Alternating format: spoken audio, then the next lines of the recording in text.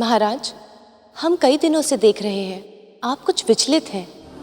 आपका गर्व से दमकता हुआ चेहरा मुरझा सा गया है। महाराज, आप ही नहीं, हमें भी अनेक चिंताओं ने घेर रखा है। आपको कौन सी बात की चिंता है महाराज?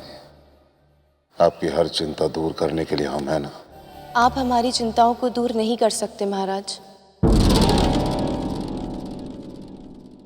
क्या कहना चाहती हैं आप? हमारे सुहाग का सिंदूर वहां गिरा पड़ा है। आपका राजमुकुट अभी कुछ क्षण पहले धरती पर पड़ा था। यही नहीं, हमें हर दिन हर पल अपशगुन दिखाई देते हैं।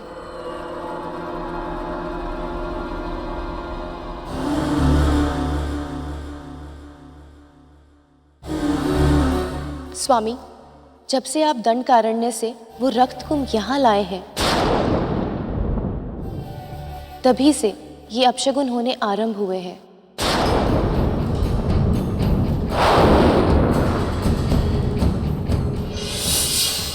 ये आप कैसे कह सकती महारानी कि इन सब का कारण वो रक्त कुंभ है? महाराज, जब से वो रक्त कुंभ यहाँ आया है, तभी से ये अपशगुन हो रहे हैं। मैं तुझे श्राप देता हूं रावण। जहां ये रक्त कुंभ रहेगा, उस स्थान का विनाश निश्चित है।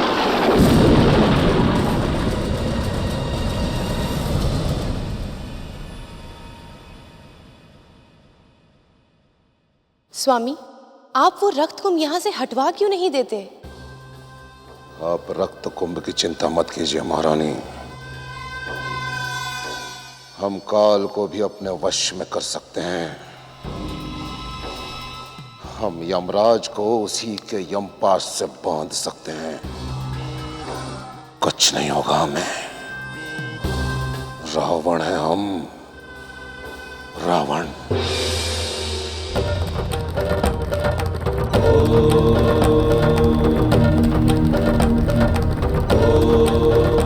हे भोलेनाथ, कृपा कीजिए।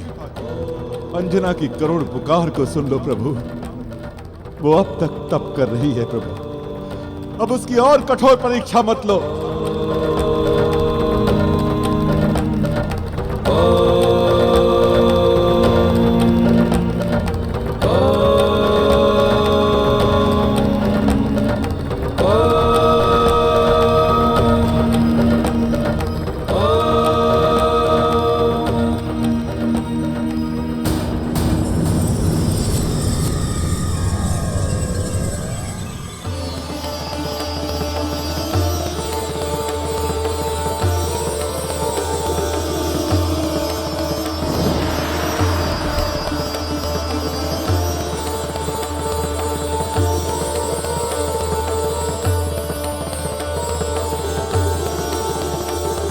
पवन देव प्रकट हों।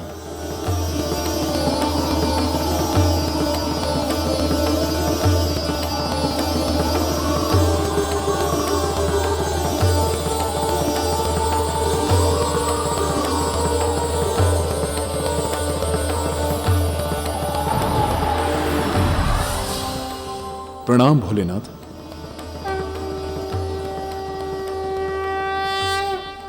पवन देव, मैं आपसे अत्यंत प्रसन्न हूं। आपने देवी अंजना को उचित मार्गदर्शन दिया है।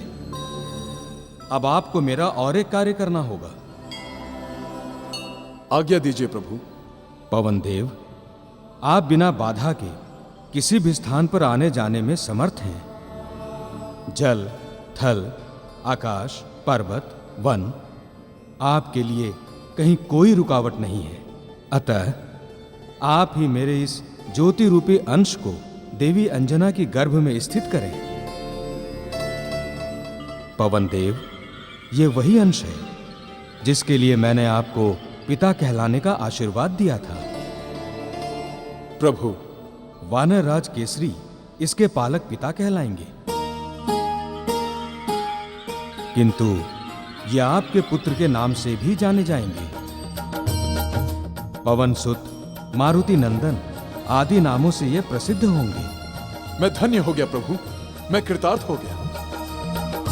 मैं भी इसे अपनी समस्त शक्तियां प्रदान करूंगा। लाइए प्रभु।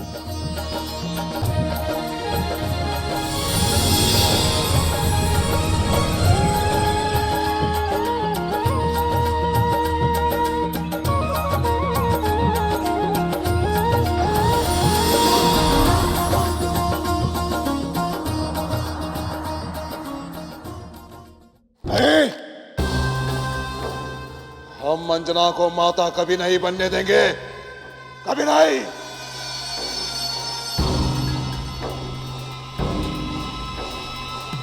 कभी नहीं।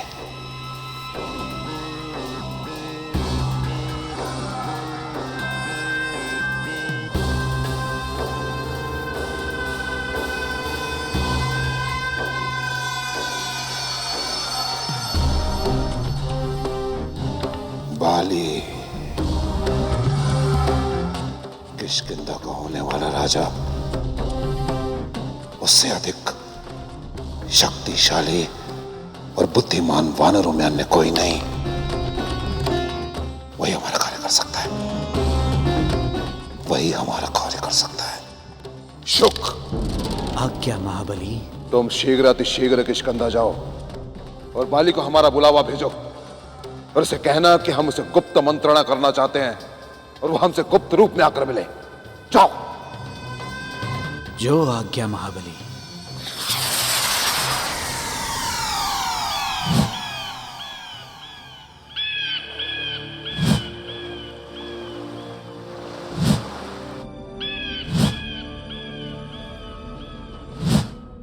युवराज बाली की, युवराज बाली की, युवराज बाली की, युवराज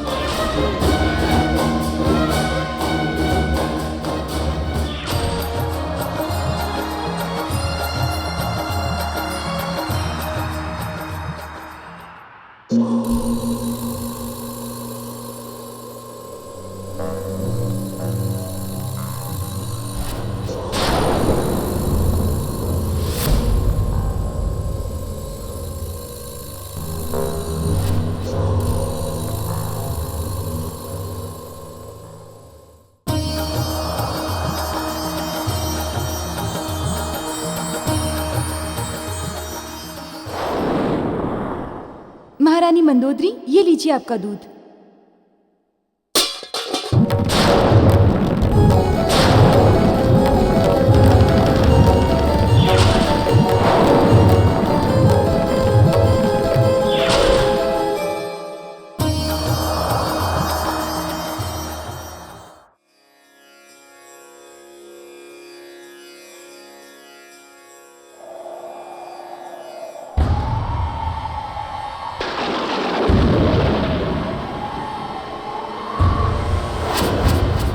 हे प्रभु, ये कैसा अपशकुन?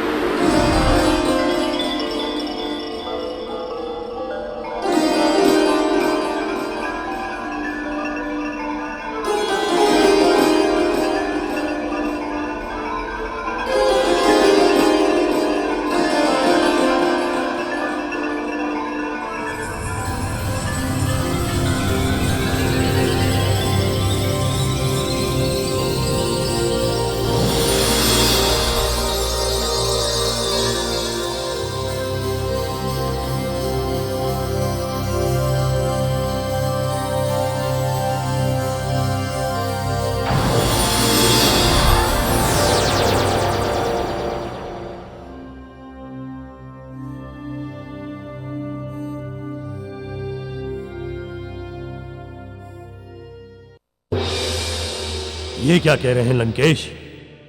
देवी अंजना के पुत्र को मैं कैसे मार सकता हूं? उससे और वानरराज केसरी से मेरा कोई बैर नहीं है। तुम हमारे परम मित्र हो बाली, तो तुम्हें सावधान करना हमारा परम कर्तव्य है। भविष्य में आगे क्या होने वाला है इसका अनुमान ही नहीं है तुम्हें। लंकेश, भविष्य की चिंता दुर्बल करते हैं, बलवान नहीं। मुझे अपनी भुजाओं पर पूरा विश्वास है। ये किसी भी संकट का सामना करने के लिए पूर्णतः सक्षम है। सक्षम रहकर क्या करोगे बाली? हमारी ज्योतिष विद्या स्पष्ट बता रही है कि अंजना का होने वाला पुत्र तुम्हारा काल बनेगा। तो मैं उसे उत्पन्न होते ही मरवा दूंगा। अरे कैसे मरवाओगे? केसरी जैसा महाबली उसका संरक्षक होगा। केसरी का बल मेरे सामने कुछ भी नहीं है लंकेश। मैं उसे चुटकी में मसल सकता हूं। अच्छा, तो फिर तुम्हें केसरी के बल का अनुमान नहीं है बाली। हम तुम्हें बताते हैं। अंजन क्षेत्र के तपोवन की घटना है, जहां अनेक ऋषि मुनि रहा करते थे। एक बार पाताल लोक से दो दैत्य भूख से व्याकुल होकर पृथ्वी पर आए।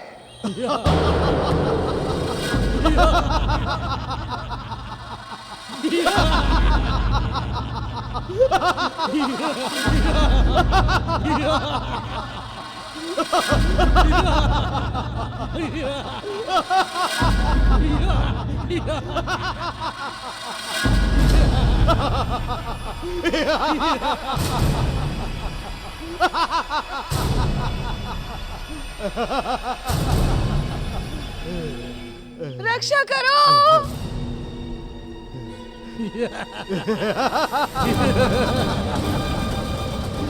रक्षा करो।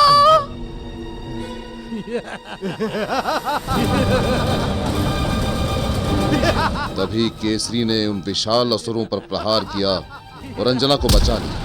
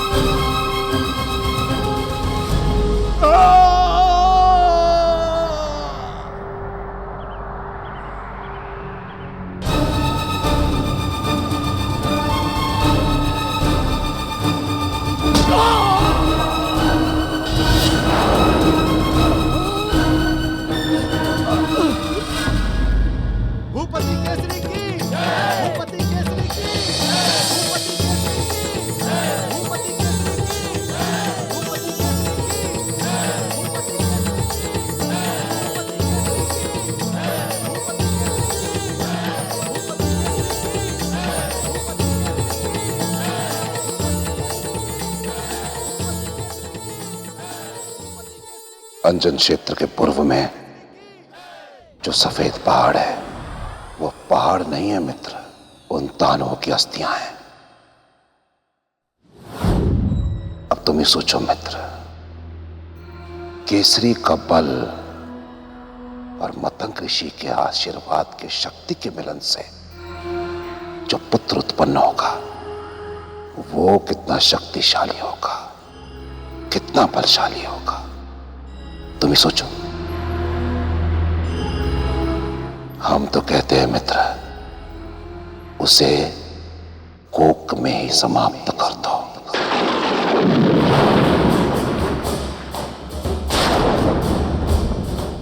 कोक में ही? कोक में मैं कैसे मार सकता हूं उसे?